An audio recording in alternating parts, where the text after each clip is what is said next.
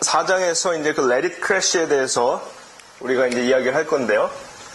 자, Let it crash가 무슨 뜻이에요? 응? 역시 정개발. 자, 고장을 허용해라. 이제 그런 뜻이고요.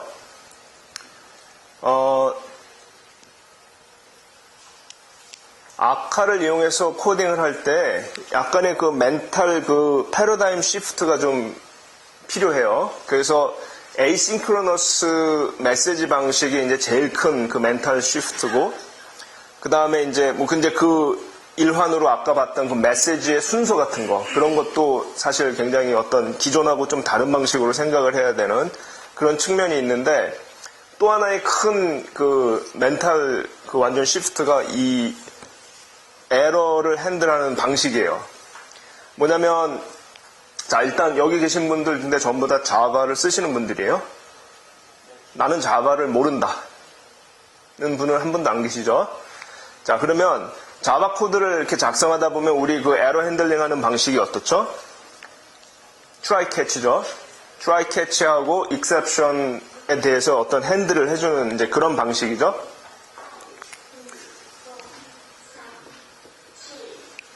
응? 왜?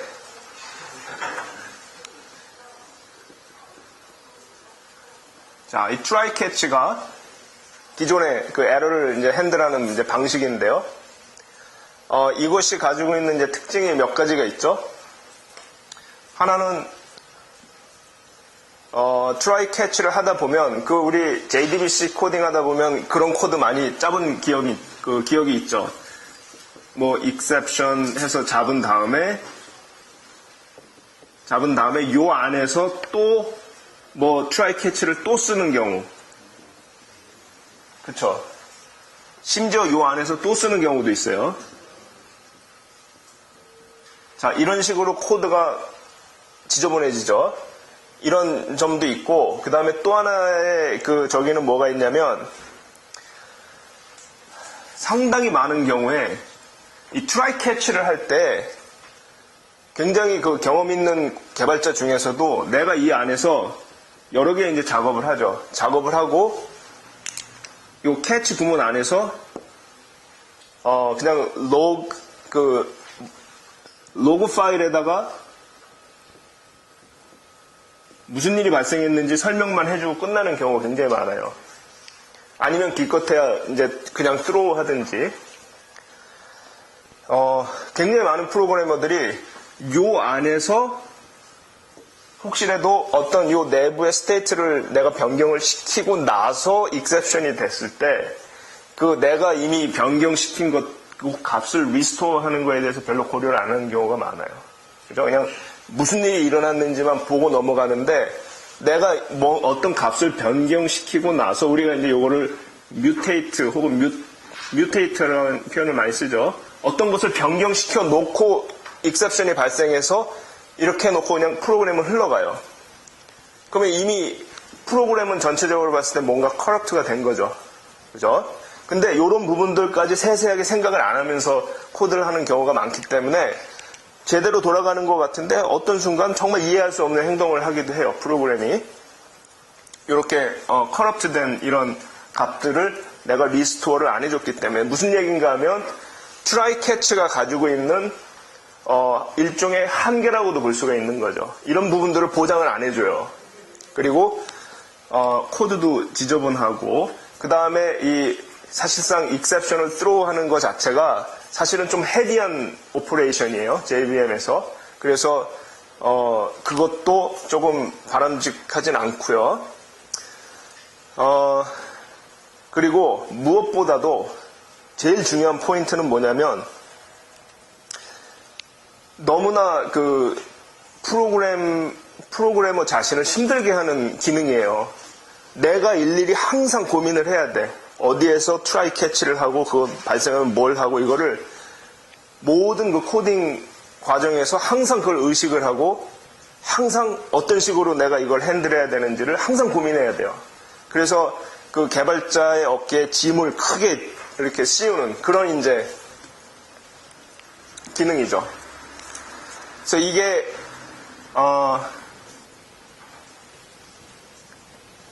그리고 또 이제 여러 가지 지금 제가 얘기를 하고 있는데 지금 사실 미국에서 오면 요 시간이 제일 졸릴 시간이에요, 지금. 그래서 가끔 얘기를 하다가 지금 제가 약간 멍해지고 지금 그러고 있는데, 자, 너 늦어서 너무 미안하기 때문에 지금 그 티를 안 내려고 지금 굉장히 애를 쓰고 있어요. 자, 또 여기에서 문제가 되는 게 뭐가 있냐면, 그 개발자한테 이제 그 좀 힘들게 하는 그런 측면도 있지만, 이게 힐링 기능이 없어요. 힐링 맞나요? 힐링 기능이 없어요. 개발자가 수행하는 요 작업에 전적으로 의존을 하고 있기 때문에 그러니까 셀프 힐링 기능이 전혀 없어요. 그러니까 내가 여기서 정상적으로 뭔가 이런 작업들을 다 해주지 않으면 그걸로 그냥 더 이상 어떤 것도 없죠. 자,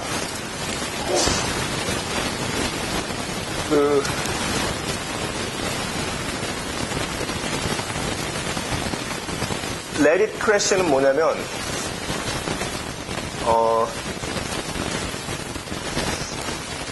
try catch, 그러니까 실제 코드에서는 try catch를 같이 쓰기는 하는데요.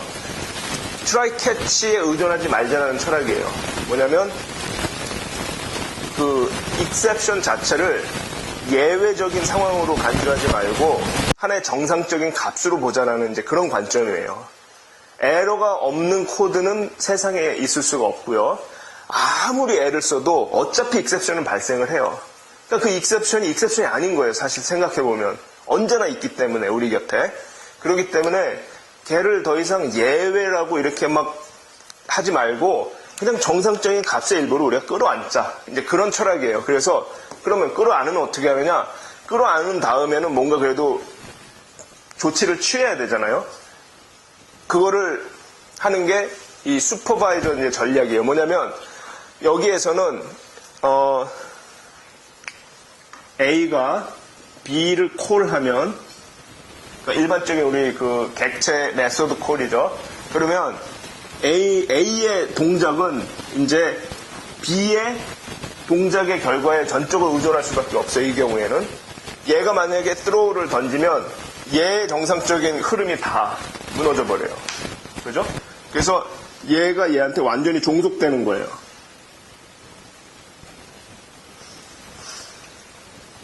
나는 이 코드의 클라이언트예요. 이거는 뭐랑 비슷한 이제 우리가 이제 이런 예를 들어요. 그러니까 내가 어떤 전자제품을 구입을 했는데 이게 고장이 났어. 그러면 내 책임이야. 그거랑 같아요. 그죠? 내가 얘의 펑션을 내가 클라이언트 입장에서 사용을 했는데 얘가 익셉션을 던지면 내 책임이야. 이제 내가 그걸 알아서 해야 돼. 내가 뭐 에러 로그에 적든지 뭐 다른 데다가 올리든지 내가 알아서 해야 되는 거예요. 그러니까 클라이언트한테 덤팽이를 씌우는 이상한 철학이죠. 이렇게 하는 게 아니라 여기서는 이런 경우가 발생했을 때 이 얘가 만약에 익셉션을 트로우를 하면 이게 얘한테 가는 게 아니라 얘의 부모님한테 가는 거예요.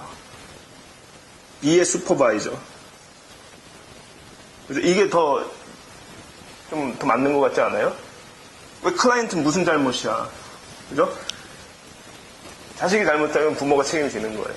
그래서 얘가 익셉션을 하면 얘는 아무 상관이 없어. 얘는 그냥 자기 하던 일 계속하고 이게 얘한테 보고가 되는 거예요. 그래서 얘가 결정을 하는 거죠. 이 녀석이 이런 짓을 했네 하고 어떤 잘못이 일어났는지 본 다음에 얘가 결정을 하는 거예요. 얘를 그냥 이 익셉션을 해줄지 아니면 얘의 내부 스테이츠를 리셋을 해줄지 아니면 너무 못됐으니 그냥 죽일지 죽이는 것도 가능해요. 그런 것들을 슈퍼바이저가 결정을 하게 해주는 그 철학이에요. 그래서 Let it crash는 고장나면은 그냥 고장난 대로 가겠다가 아니라 고장난 것을 슈퍼바이저를 통해서 관리를 하고 통제를 하겠다. 이제 그런 철학적인 관점이에요. 그래서 그 두 차이를 정확하게 이해하는 게 굉장히 중요하고요. 그래서 이제 아카에서 그걸 어떤 식으로 구현을 하느냐면 이제 아까 우리가 핑도 받고 자, 핑 1이 있었고 핑 2와 핑 3가 있었죠. 자, 우리가 이제 얘가 핑 2와 3의 페어런트니까 얘가 이제 슈퍼바이저죠. 그 아카에서는 페어런트가 자동적으로 슈퍼바이저가 돼요. 자, 그래서 액터를 우리가 정리한 크게 보면 있죠. 슈퍼바이저 스트라티지라는 게 있죠.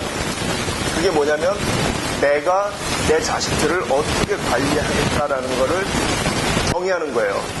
그리고 정의를 할 때 기본적으로 그 아카는 스칼라로 작성이 됐고 어차피 바이트 코드로 JVM 위에서 돌아가기 때문에 궁극적으로 그 에러를 처리하는 그 과정은 exception에 의존을 하죠. 그래서 exception의 타입에 따라서 내가 그 관리하는 방식을 정의를 해주는 거예요. 그래서 어떤 특정한 exception이 발생을 하면 예를 들어서 null pointer exception이 발생했다 그러면 resume이라는 건 그냥 그 에러는 무시하고 너 얘가 만약에 null pointer exception을 발생시키면 그 메시지는 그냥 무시하고 왜냐면 그 메시지에 문제가 있는 걸 수도 있으니까 그냥 메시지 너 메일박스에 있는 다음 메시지를 처리해라.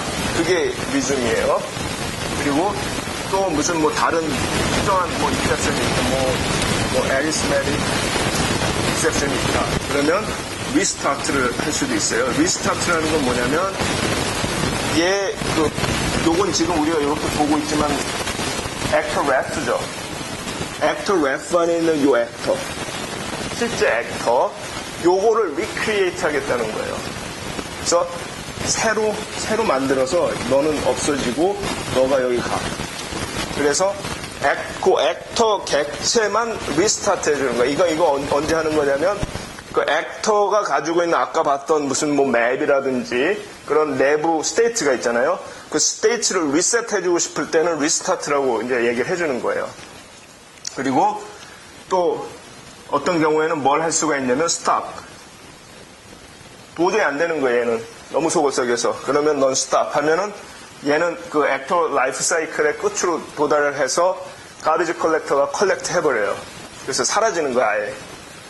그런 게 있고, 또 하나는 뭐가 있냐면, 이거는 내가 어떻게 할지 모르겠다. 그러면 에스컬레이트를 할 수도 있어요.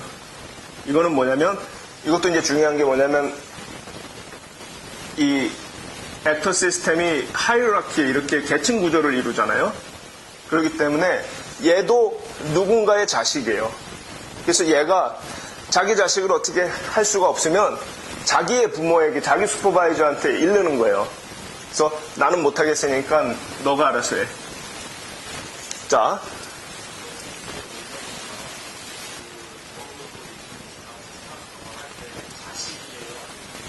자식이에요.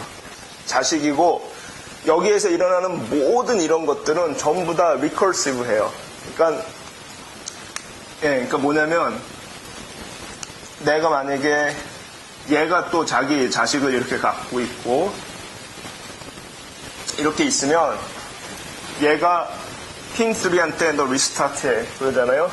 그럼 얘가 제일 먼저 하는 일이 뭐냐면 야, 나 리스타트 해야 돼. 니네 다 리스타트 해. 얘는 야, 나 리스타트 해야 돼. 너 리스타트 해. 다 리스타트 하는 거예요. 그리고 스탑도 마찬가지고 스탑 너 아웃 그러면 너도 아웃, 다 아웃이에요, 여긴. 그 서브트리가 다. 그리고, 그렇죠. 그런 식으로.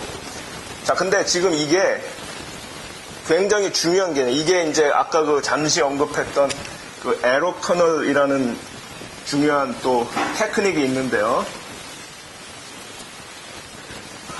예. 이건 전부 다 비동기죠. 예. 그게, 이 작업은 아카가 알아서 하는 거기 때문에 우리는 사실 몰라도 돼요. 어떻게 구현되는지. 근데 비동기적으로 구현이 돼 있고, 실제 구현은 얘가 최종적인 녀석이 이 서브트리에서 가장 말단에 해당하는 녀석이 저 했어요. 라고 하는 메시지를 기다리는 방식으로 구현이 돼 있어요. 동기랑은 좀 다르죠. 예, 동기라고 보기엔 좀 그렇죠. 근데 왜냐면 그거를 make sure 하기 위해서 기다려주는 것 뿐이죠. 그러니까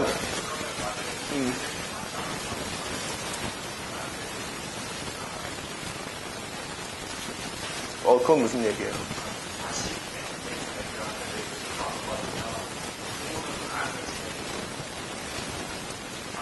될 때까지 스탑일 때는. 예. 만약에 그게 리줌은 아무 상관이 없고요. 리스타트는 가베지 컬렉션 게이트 되고요. 스탑도 가베지 컬렉션 게이트 되고. 근데 리스타트 같은 경우에는 새로운 거를 먼저 만들어요. 새로운 걸 먼저 만들고 이 액터 F가 먼저 새로운 애한테 가면 나머지 여기서 일어나는 일은 사실 중요하지 않기 때문에 백그라운드에서 일어날 수가 있죠. 최종적으로는 가베지 컬렉션 되고. 자, 그래서 에러 커널이라는 게 이게 이제 그 액터 우리 하는 거에서 굉장히 중요한 테크닉인데요. 이런 기능을 잘 활용할 수 있어야 액터를 이용한 코딩을 제대로 하는 거예요. 뭐냐면, 이렇게 생각을 해보면 되죠. 여기에 이제 액터가 있는데, 이게 예를 들어서 JDBC 콜을 치는 액터예요. JDBC 콜을. 그래서 이 액터가 JDBC 콜을 쳐요. 여기 이제 데이터베이스가 있고요. 그리고 여기에 내가 인터널리 그게 있어요. 그러니까 커넥션 아브젝이 있어요. 그죠? 그러니까 러플리 이제 이런 식으로 코딩하는 게 좋은 건 아니지만 자, 커넥션이 있고 그 다음에 얘가 어떤 중요한 비즈니스 펑션을 하면서 여기 어떤 중요한 어떤 값이 있어요. 어떤 밸류가. 그죠? 우리 보통 일반적으로 우리가 코딩할 때 이제 어떤 그 객체를 생각하면 되죠. 이런 식으로 뭐 내부의 어떤 값도 있고 커넥션도 있고 뭘 해서 얘가 이걸 콜을 해. 근데 하다 보니 데이터베이스가 다운됐어요. 그래서 자꾸 이제 익셉션이 발생을 하죠. 그러니까 얘가 이제 보고를 하죠. 얘가 얘한테 에이 너 리스타트해. 리스타트를 하는데 리스타트를 하면 어떻게 돼요? 데이터 이 커넥션을 새로 만들기 위해서 리스타트 하는 것까지는 좋은데 우리가 이 밸류는 리셋하고 싶지가 않아 사실은. 그죠? 중요한 값이라서 이 밸류는 리셋하고 싶지가 않아요. 자, 이런 경우가 이제 흔히 있을 수가 있는데요. 이때 에러 커널이라는 게 뭘 의미하냐면 그러면 그런 식으로 뭔가 좀 그 에러가 발생할 가능성이 높은 동작 그리고 문제가 생겼을 때 우리가 그 스테이트에 별로 고민하지 않고 리스타트 해버릴 수 있는 그런 애들을 분리를 시켜주는 거예요. 그래서 얘는 내부 밸류를 저장을 하고 있고 서브 액터를 만들어주는 거죠. 그리고 여기에 이제 커넥션이 있는 거예요. 자, 이게 아까와 똑같은 시츄에이션이다 이러면 이제 여기에서 문제가 발생했을 때 여기까지 가지가 않고 얘가 그냥 리스타트 해버리면 되죠. 그러면 이 밸류는 우리가 터치 안 해도 되고 걱정 안 해도 되는 거죠. 그래서 이런 식으로 조금이라도 그 실패할 가능성이 높은 위험한 동작 혹은 그냥 우리가 고민하지 않고 쉽게 리스타트 해줄 수 있는 그런 식으로 단위를 유닛을 만들어서 서브 액터 추리를 만들어주는 그거를 이렇게 하면은 이런 식으로 우리가 코드를 작성을 하면 최종적으로 어딘가에는 가장 핵심 그 루트에 해당하는 애가 있잖아요. 그게 커널이에요. 커널, 에러 커널. 이런 패턴을 에러 커널이라 그래요. 그래서 제일 중요한 애들을 위로 올리고 조금 하찮은 애들, 좀 위험한 애들, 그런 애들, 행동대장, 뭐 이런 애들은 밑으로 내리는 거예요. 그게 이제 에러 커널 기법이고, 여기서 그 빠뜨린 게 하나가, 여기 보면, 재규와 연대 책임이라는 그게 있죠? 73페이지에.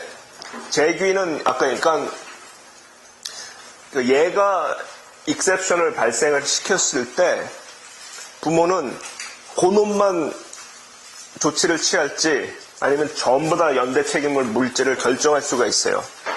그래서 그 스트라티지를 정할 때 내가 그 one for one인가 그런 스트라티지가 있고요. one for one.